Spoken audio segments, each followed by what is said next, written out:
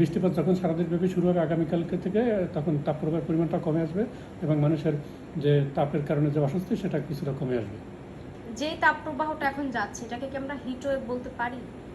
জি, এটা হিটওয়েভ, এটা মৃদু থেকে মাঝারি ধরনের হিটওয়েভ আমরা আসলে এই গত কয়েকদিন ধরে দেখছি।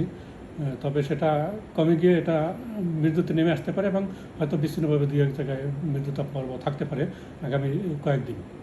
আচ্ছা, সারা দেশে কতগুলো বিভাগে বা কতগুলো জেলাতে আসলে এই হিট ওয়েভটা এখন যাচ্ছে? গতকালকে ছিল যেটা হিটওয়েভ রাজশাহী বিভাগ এবং যশোর, চুয়াডাঙ্গা আর দিনাজপুর জেলাতে হিটওয়েভ ছিল।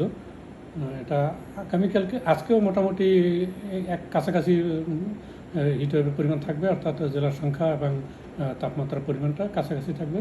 তবে আগামী কালকে থেকে এটা কমে আসবে এবং বৃষ্টিপাতও বেড়ে যাবে। আচ্ছা, বৃষ্টিপাতটা কি লাগাতার হওয়ার সম্ভাবনা আছে নাকি দেখা যাচ্ছে আজকে হচ্ছে কালকে আবার থেমে যাবে? না, এখনকার যে মৌসুম সেটা হলো কালবৈশাখীর মৌসুম। এই মৌসুমে কিন্তু সারাদিনব্যাপী ওয়েদার থাকে না, বৃষ্টি বা বজ্রবৃষ্টি থাকে না।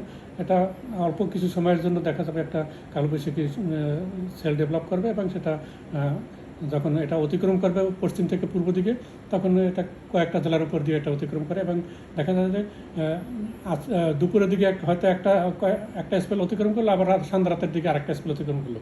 এই বিভিন্ন স্পেলের ক্ষেত্রে দেখা যায় যে যদি হয়তো দুপুরের দিকে দেশের মধ্য অঞ্চল দিয়ে অতিক্রম করলো, আবার বিকেলের দিকে এসে উত্তর অঞ্চল দিয়ে অতিক্রম করলো, এরকম।